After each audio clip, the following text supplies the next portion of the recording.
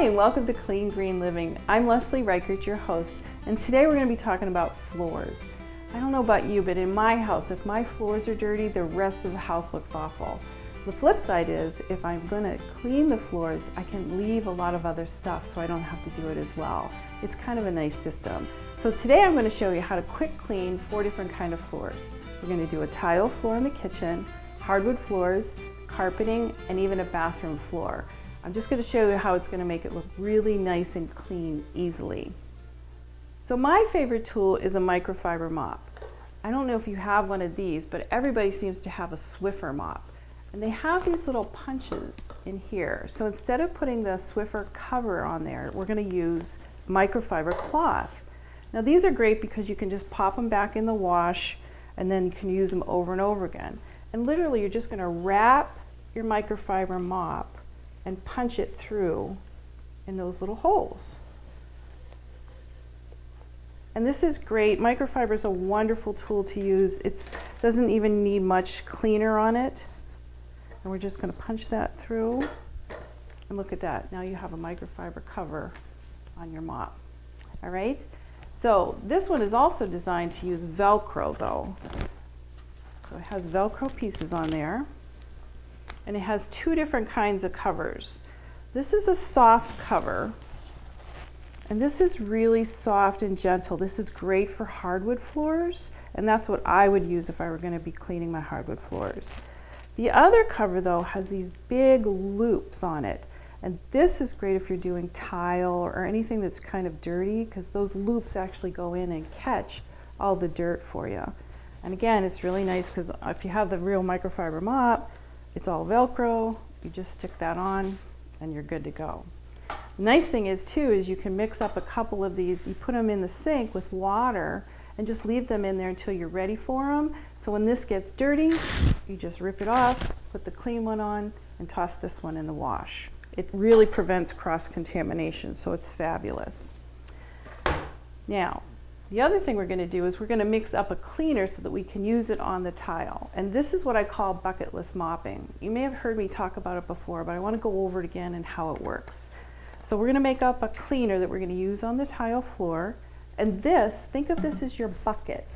So instead of making up a 5-gallon bucket of water and a lot of cleaner, we're going to put all of that cleaner in this little spray bottle.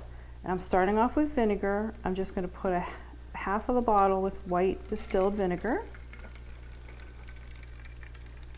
And then this is a natural acid, so remember this is actually going to work to cut through any grease. It's going to work on the dirt. It's going to get underneath things and lift them up. And then I'm going to use my favorite again, some vodka. And we're going to kind of top off the rest of it, but you want to just leave a little bit at the very top of the spray bottle for a couple more ingredients. Oops. All right. Third thing, just a simple dish soap, just a few drops. And what this does is this lifts up the dirt so that the vinegar and the vodka can work on cleaning the floor. So really, we're talking drops. You don't want it being really soapy or sudsy. Did you see how much I used? Not much. All right, and the last thing is some essential oils. Again, this is just for smell. This is just to make it so you feel like you're cleaning. Because I know you, if you don't have it smelling like a cleaner, you're not going to use it. So this is lavender today. I switched it up a little bit. We're going to pour a little bit of lavender in there. I'm going to put the spray bottle in. Shake it up. And now that's your cleaner for the floor. This is now your bucket of cleaner that we're going to use with that microfiber mop and clean the tile floor. So it's going to be awesome. We're going to show you in a minute how it all works. All right, so now what we're going to do is we're going to clean tile floor. We've got our bucketless mopping spray bottle all set and ready to go with the cleaner we just made. Now I'm going to show you the right way to use a microfiber mop. So I'm using the large looped microfiber cover. I'm going to wet it with hot water, wring it out so it's not sopping wet, and then I'm going to come back and we're going to clean a section of the floor. Okay? So I'm going to go over here, hot water, and I'm just saturating it so that it's all wet all the way through. But now I want to wring it out so it's not sopping wet. I don't want it dripping all over the place. And then you're going to remember that you're going to be adding liquid to it when you use the spray bottle. So just put it on like that. All right, let's go clean the floor. Okay, so we're going to clean my tile floor in the kitchen. Now this will cut off lots of time when you do it this way. And you're just going to spray your cleaner right on the tile floor. And then you're going to wipe it.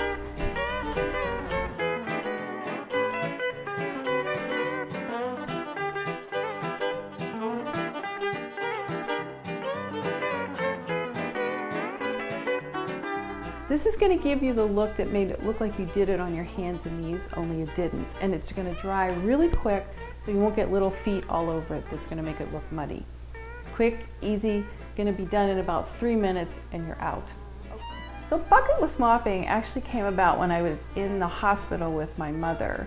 And it's not something I came up with, although I did come up with the name. It was when I was watching the hospital employees clean the floors in the hospitals. They would use a mop like that with specific covers for each room. And then when they'd leave the room, they'd rip the cover off, put it in a container, and put out a new cloth. It prevented cross-contamination so that you weren't spreading germs from one room in the hospital to another. And we can take that theory and actually bring it into our homes so that we're not having cross-contamination from one floor to another. Again, we're not worried about all the different germs that they are in the hospital, but the technique works fabulously. This is my coolest section of the show. This is where I show you cool tools, and I have a great cool tool for you. This is chainmail, and it's perfect when you're cleaning cast iron. If you have a cast iron pot that you find that, sometimes stuff will stick to it, just won't come clean, but you're not supposed to use any chemicals. It's really supposed to be just water because the cast iron actually absorbs all the different chemicals that you're using, so you really don't want to use soaps or anything on it, but you still want to clean it. Look at this tool. This is a CM scrubber, and there's a gentleman on the North Shore outside of Boston that makes these. And he gave me one of these. And it's fabulous because really all you do is you just go over your cast iron with it. It doesn't have anything on it other than just the metal, and it's metal on metal, and it'll scrub and clean it totally. This is perfect if you have cast iron. You've got to get one of these. It'll last a lifetime. So it's under $20 to buy, but like I said, this will last forever. You're gonna want one. I'm really excited about that new segment we're doing of cool tools. You're gonna love all the tools that I find. People come to me with all their different ideas and things that they come up with. It's amazing what's out there to make cleaning a lot easier. You're gonna love this segment. All right, welcome to my favorite room. This is my back room where we just put in hardwood floors. I'm gonna show you how we clean hardwood floors the right way. One of the things you want to remember if you're using a vacuum cleaner, my personal preference is a canister over an upright. The reason why is a canister vacuum is going to get really close to the hardwood, if not like right on it. And this is a horsehair brush. This is what you're looking for to clean the hardwood floors. Now again, all we're doing now is we're picking up all the dirt that's on the floor. And if you have a great vacuum cleaner, you're not going to do much else to it. It's really easy. The other thing you want to remember is you want to have a vacuum cleaner that has soft rubber wheels because you're going to go over the hardwood floors and you don't want to scratch them with your vacuum. Some of the uprights have hard plastic wheels and those will scratch, so you've got to be very careful about what vacuum you're using. But we're just going to go around, do a quick vacuum. It's going to pick up most of the hair, and then I'm going to show you how we're going to mop it real quick.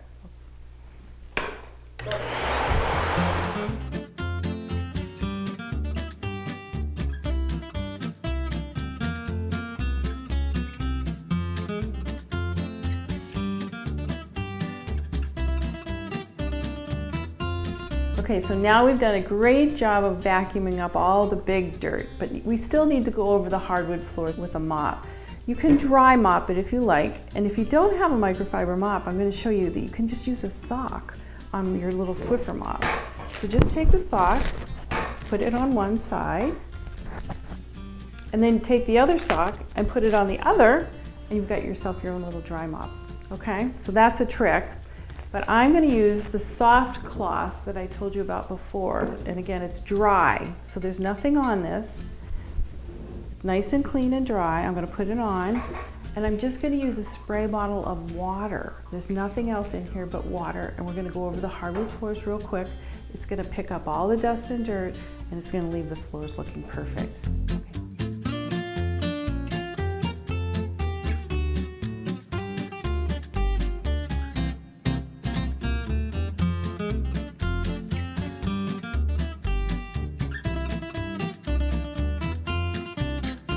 The other great thing about when you're doing hardwood floors is if you have a really good vacuum cleaner, you actually don't have to do the mopping part because the vacuum's going to pick up all the little pieces of dust and leave it looking perfect. I had a client years ago who used to say, "Oh, thank you so much for washing the hardwood floors every time you come. They always look perfect." I never washed them, ever. We always use the vacuum cleaner. So trust me, they can look really good with just the vacuuming. I know a lot of parents right now are really concerned about what's in hand sanitizers or if it's healthy for kids. This is my version of a hand wipe. Look, it's very nice. There's nothing but all natural ingredients in this, and I'm going to show you how to mix it up and even the little package that it goes in. So we're going to start off with one of these little containers you can buy right at the grocery store, and I'm going to cut the top with an X with a razor blade.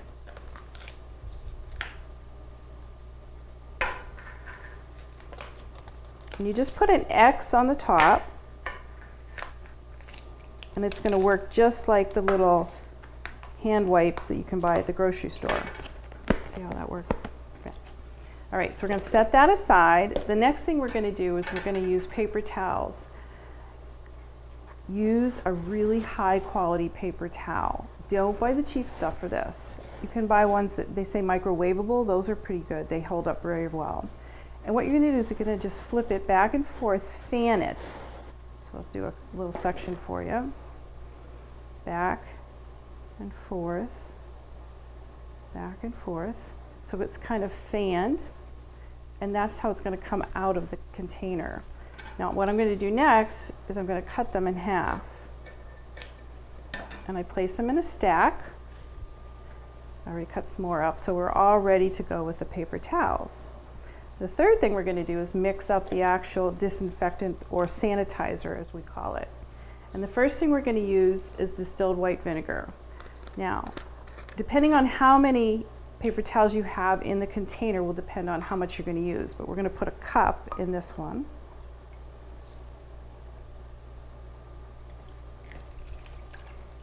All right. And the next thing we're going to be using is vodka. Now, I don't drink this much vodka, but we use this a lot for cleaning. It's my favorite ingredient, and you're going to put a whole cup of vodka in this recipe. And the vodka is actually going to be doing a lot of killing of germs. It's wonderful, and it doesn't have a smell like rubbing alcohol. It's going to be very faint in the background. And the third ingredient is essential oil. Now you can pick one that you like as a scent, like lemongrass. I love lemongrass, or lavender. And we're going to be doing drops, not a lot. So we're just going to put a few drops of that oil in there. That's it. It's very potent, so you don't want to use too much, and mix it up. Now the other essential oil that works really well for disinfecting is also tea tree oil. You can put a few drops of that in there as well, and that'll help with the disinfecting properties of this mixture. Then all you're going to do is you're going to take your stack, stick it inside there. It'll start to absorb all the water and the liquid. You're going to take the very first towel, poke it through, and ta-da! There you have your own little handy wipe. Now you can take this in the car with you. It's great for when kids just get dirty. They're coming off the playground. If you're in and they're eating and you want to just wipe off their hands but there's nothing to use, these are there for you. And you can even make a smaller version and stick it in your purse and have it with you all the time. So there's nothing in there that's going to hurt them. It's all natural, and it's going to kill those germs, so they'll stay nice and healthy. So the handy wipe idea that I came up with actually came from a webinar I did. A lady was doing a webinar for parents on trying to help keep their kids healthier. And the biggest concern the parents were all about the different chemicals that are in hand sanitizers. Kids go to school today and they get probably 6 or 8 times they're supposed to wipe their hands with a hand sanitizer, and all of those chemicals go right into their bloodstream. So that's why we came up with the idea for making our own hand wipes for kids, because we want to keep them safe and away from as much toxins as we can. All right, so now we're going to be doing some vacuuming. I know that doesn't seem like a big deal or something that we need to talk about, but I'm going to give you a couple quick tips so that it's going to make it easier for you. So if you're vacuuming a room with all carpeting, what you want to try and do before you even start is try and space your furniture so that your vacuum cleaner will go in between everything. So you don't have to stop, move something, move it back again. If you space everything so it's at least the width of your vacuum cleaner, you're not going to have to stop. The other thing is you're going to put the plug of your vacuum cleaner out in another room, and you're going to vacuum yourself out of the room. I know this kind of seems a little nudgy, but it really makes a big difference when you have guests over and your carpet's all nice and clean. And the third thing is you want to try and do it in kind of a organized pattern, if this sounds weird. We always used to do it when I was a professional. We'd do it in sections so that everything was going the same direction. You'd stop, go back and do another section. Now again, I said it sounds a little nudgy, but when I walk into a room that's just got vacuum cleaner pattern all over the place, it still doesn't look clean. So I'm going to show you how to do it the right way.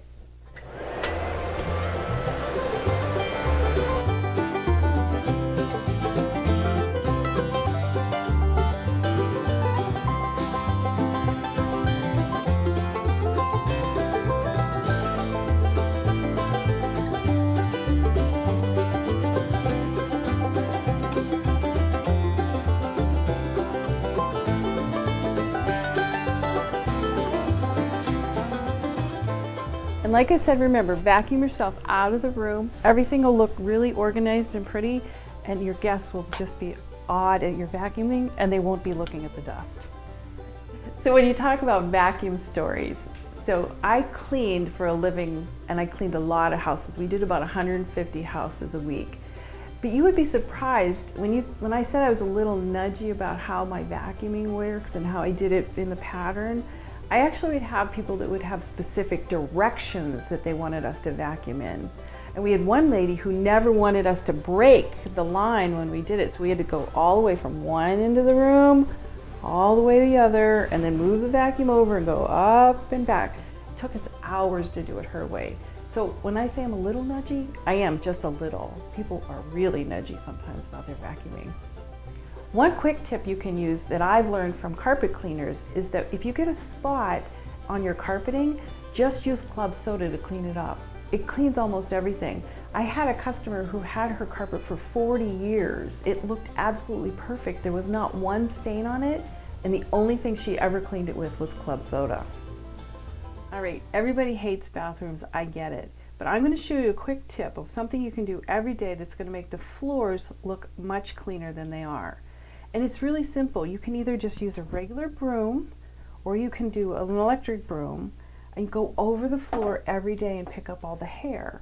So we're going to go over the floor, and I'm just going to sweep it up, put everything in a pouch. And if you do this every day, you're not going to get a lot, but you are going to see that some hair and everything else. Everybody has the same problems. You know, look, there's a Q-tip, okay? Something that got left behind. And then what you're going to do is just take a little piece of toilet paper,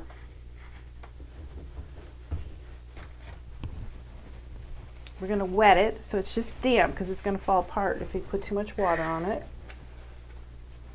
Just pick this all up and pop it in the trash.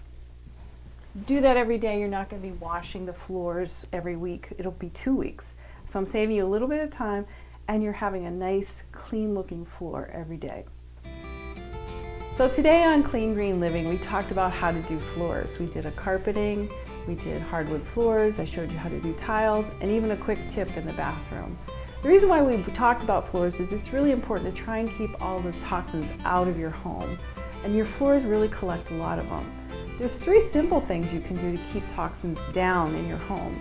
And that means all the stuff that's outside that wants to come in. So for example, putting a floor mat in front of your front door can collect a lot of the toxins and things that you're picking up out in the asphalt, garage, all that kind of stuff.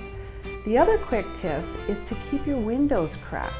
The air inside your home can be up to 6 to 7 times more polluted than the air outside. But just cracking your windows, even in the middle of a window, just for a few minutes, gives you some nice clean air exchange and will keep everything really nice and clean. The third thing you want to do is keep washing your hands. I know I sound like a mother, right? Wash your hands. But it's not only the bacteria and the germs that are on your hands you want to wash off, but also the toxins. As you're going about your day, you're picking up plastics and all different kinds of things, and they collect on your fingers. You want to keep washing your hands all day long. It'll keep back the bacteria, the germs, the flu viruses, and the toxins that you're around. So thanks so much for joining me today. I had a great time talking with you and showing you all these great tips. Keep joining me because we're having lots of fun on this journey for a cleaner, greener lifestyle.